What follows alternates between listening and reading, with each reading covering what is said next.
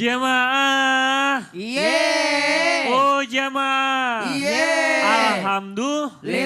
Alhamdulillah buat jemaah yang baru bergabung hari ini. Hari ini kita sedang membahas dalam tema yang terjadi di kuburanmu. Nah ini bagaimana Ustadz Syam nih? Yeah. Bagaimana kisah Rasulullah yang mendapat anugerah berupa bisa mendengar suara sisa kubur? Mohon penjelasannya Ustadz Syam, silahkan. Tapi guruku Ustadz Bani, tapi guruku Ustadz Maulana, Tukurian, serta guru-guru kami yang dimuliakan Allah Subhanahu wa Ta'ala. A'udzu billahi minasy syaithanir rajim. Laqad ja'akum rasulun min anfusikum azizun 'alaihi ma 'anittum حريص عليكم بالمؤمنين رؤوف رحيم فإن تولوا فقل حسبي الله لا إله إلا هو عليه توكلت وهو رب العرش العظيم. Nabi Allah Subhanahu wa Ta'ala, Rasul Allah Subhanahu wa Ta'ala, yaitu baginda Nabi besar Muhammad sallallahu alaihi wasallam, ya bisa dikatakan diberikan semua kemuliaan. Ya, diberikan semua kemuliaan. Jadi jangankan untuk mendengarkan azab kubur, Nabi SAW juga diberikan kemuliaan-kemuliaan yang sangat banyak. Yang mungkin bagi anak-anak zaman sekarang tuh pengennya denger yang kayak gini-gini tuh. Jadi kalau ditanya mukjizatnya Nabi Musa, tongkat, wah keren ya Nabi Musa ada tongkat. Nabi Nuh bisa bikin kapal yang sangat besar gitu ya. Nabi Muhammad apa? Al-Quran kok Al-Quran? Ah luar biasa padahal mukjizat Al-Quran ini. Nah, tongkatnya Nabi Musa mana sekarang? Udah nggak ada. Kapalnya Nabi Nuh udah ya hilang di telang zaman gitu. Tapi Al-Quran berlaku sampai sekarang. Bahkan tadi ayat yang kami bacakan, Nabi Muhammad SAW itu adalah seorang yang ketika sahabatnya berlaku baik dia senang. Tapi ketika sahabatnya tidak bersama dengan jalannya ia bersedih hati. Artinya Nabi SAW sering mengajak para sahabat untuk lebih dekat kepada Allah Subhanahu wa Ta'ala. Salah satunya kejadiannya ketika Nabi SAW melewati suatu kuburan. Lalu Nabi SAW mendengarkan orang yang berada di dalam kuburannya, mayat yang ada dalam kuburan ini sedang disiksa oleh Allah Subhanahu wa Ta'ala. Lalu Nabi SAW bertanya kepada para sahabat, siapa yang dikubur di sini dan dalam keadaan apa ia dikuburkan? Maka para sahabat, ia dikuburkan masih dalam keadaan kemusyrikan ya Rasulullah. Maka Nabi SAW seandainya boleh saya minta kepada Allah, saya akan meminta kepada Allah agar Allah membukakan tabir pendengaran kalian agar kalian mendengarkan siksa kubur di dalam orang ini. Jadi Nabi mendengarkan dan Nabi ingin agar sahabat juga mendengarkan supaya meningkatkan keimanan mereka, mendengarkan bagaimana siksa bagi orang yang syirik kepada Allah Subhanahu wa Ta'ala. Yang kedua, Nabi SAW pernah juga melewati kuburan, lalu di mana kuburan tersebut Nabi SAW mengambil pelapa kurma lalu ditaruh di atasnya. Ditanyakan untuk apa ya Rasulullah? Saya mendengar orang tersebut dalam keadaan kekurangan di dalam kuburnya. Maka selama pelapa kurma ini ada dan tidak mengering. Maka selama itu pula ia bertasbih kepada Allah Subhanahu wa Ta'ala. Memohon ampunkan untuk orang yang berada di dalam kuburnya. Makanya kita punya adat itu kalau nyekar kasih bunga-bunga gitu ya. Apa segala macam. Sayangnya kalau bunga-bunga di Indonesia cepat mati gitu. Cari yang bertahan lama gitu. Karena dia berzikir kepada Allah. Bertasbih kepada Allah Subhanahu wa Ta'ala. Lalu ditanya apa alasannya orang tersebut disiksa dalam kuburnya Rasulullah?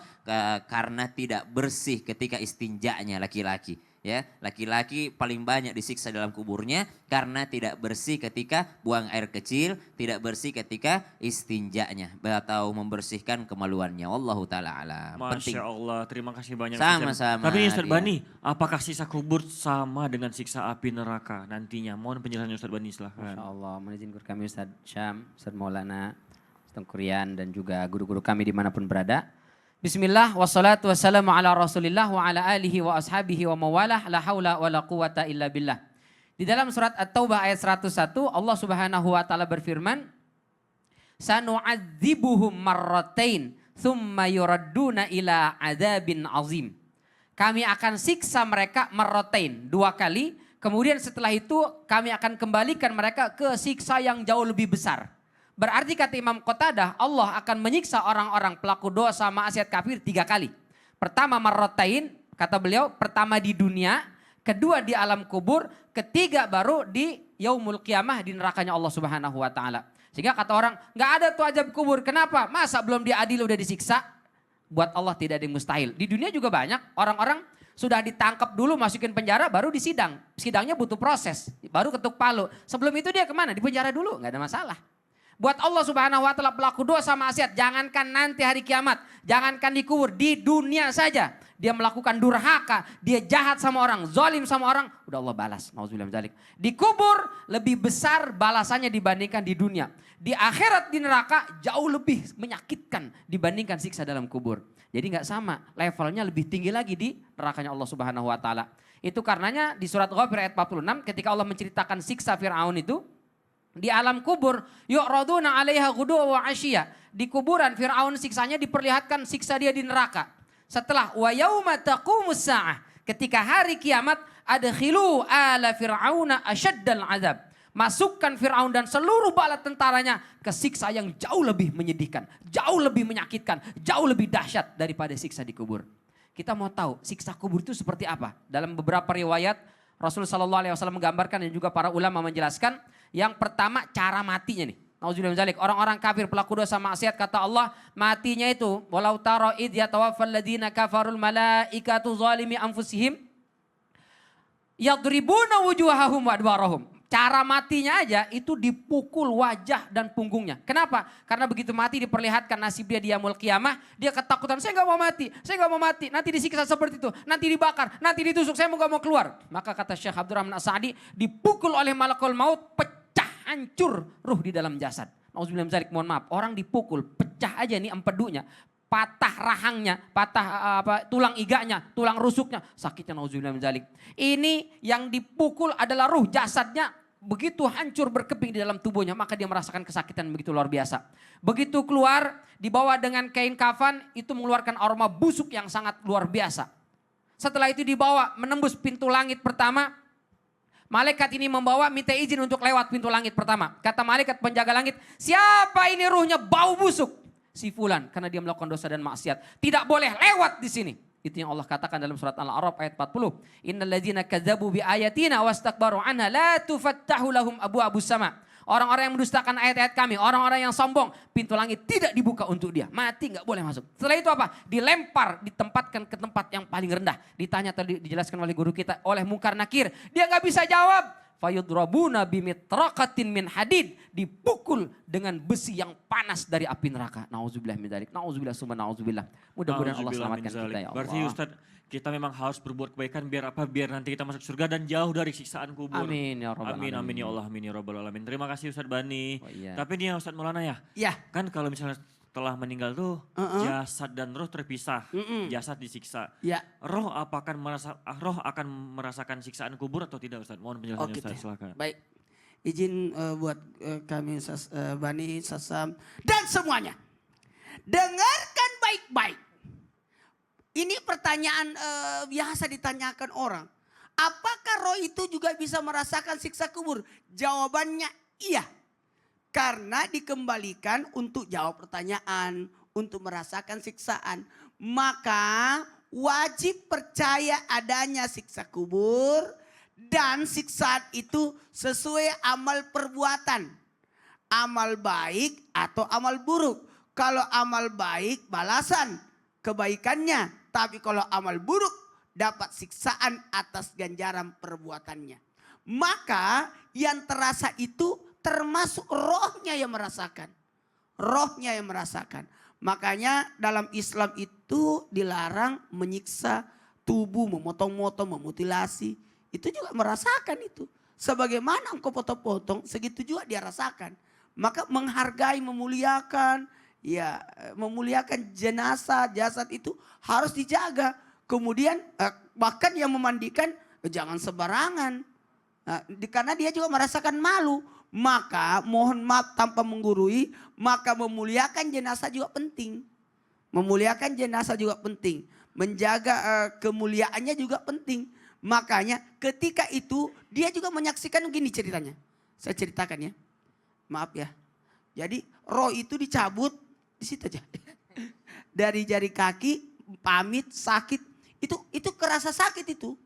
Karena berpisahnya pun sakit. sebagaimana kuku dicabutnya sakit, sebagaimana kulit dicabut itu sakit, sebagaimana pokoknya sakit. Berpisah, jadi prosesnya itu sakit banget itu. Dari kaki ke lutut, lutut ke pusat, berjalan terus. Itu tuh berjalan, dicabut. Jadi itu sakit banget. Nah, sakit banget. Dan setelah itu dia lihat. Jadi sakaratul maut itu sakit. Bagaimana pula itu di kuburan juga seperti itu. Akan disiksa merasakan. Apalagi di dalam kubur itu ada memang namanya siksaan. Diimpit. Itu kalau kita gambarkan tanah yang ditutup itu pasti menekan. Menekan. Itu menekan. Gambaran yang luar biasa buat kita juga semua sebagai pembelajaran. Makanya sering-sering pergi ziarah kubur. Supaya kita mengingat akan kematian. Kalau mengingat akan kematian karena melihat siksa kubur, kita pasti akan senantiasa mempersiapkan bekal. Makanya orang cerdas itu kata Nabi adalah orang yang mempersiapkan bekalnya. Kalau ada orang mempersiapkan jadwalnya untuk hari ini, ya hebat dia. Tapi lebih hebat lagi kalau sudah persiapkan jadwalnya buat seminggu, sebulan, setahun. Itu hebat itu. Apalagi punya program 5 tahun, 10 tahun, 15 tahun. Apalagi yang hebat lagi, orang paling cerdas adalah mempersiapkan bekalnya nanti di hari kemudian. Ya, jadi karena proses itu panjang ya. Mati, kuburan, kebangkitan, pada masar, timbangan, pembagian, catatan amal, dan titian serta mustaqim, barulah surga. Ini kita baru bahas di kubur loh. Masih panjang perjalanan. Masih banyak perjalanan ke Masih depannya panjang sampai menuju surga dan neraka. Na'udzubillah. Masya Allah. Berarti kita sama jenazah aja harus memperlakukan baik. Jangan nggak boleh kasar. Nggak boleh Dan juga kasar, punya nggak boleh kemaluan. kasar, nggak boleh kasar, nggak boleh kasar. Iya, kalau mandiin juga harus tutup biar nggak malu Iya, jenazahnya. pelan-pelan. Karena dia lihat juga dirinya dimandikan itu. Iya Ustaz, ya, terima kasih banyak Ustaz, Masya Allah. Baiklah jemaah di rumah, pasti udah gak sabar nih menunggu pertanyaannya dijawab sama guru-guru kita di sini. Nah makanya kita langsung aja masuk ke segmen Tanya Dong Ustaz. Kami semua tanya dong Ustaz. Pertanyaan dari Instagram @hamba Allah. Assalamualaikum Ustadz, mau bertanya. Saya pernah dimimpikan bertemu dengan malaikat mungkar dan nangkir.